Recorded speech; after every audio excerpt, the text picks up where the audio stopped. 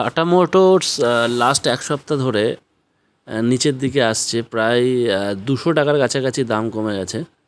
তো চিন্তার কোনো কারণ নেই, এখানে অনেকে প্যানিক সেল করছে, অনেকে প্রফিট বুক করছে, কারণ বাড়ার সময় তো দানার দাম বেড়েছিল, তো সেই হিসাবে দানার দাম কিছুটা দাম কমছে।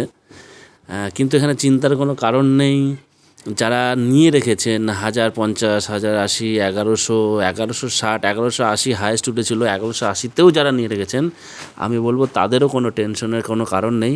শুধু একটু ওয়েট করুন, কারণ ফান্ডামেন্টাল খুব স্ট্রং আছে টাটা মোটরসের।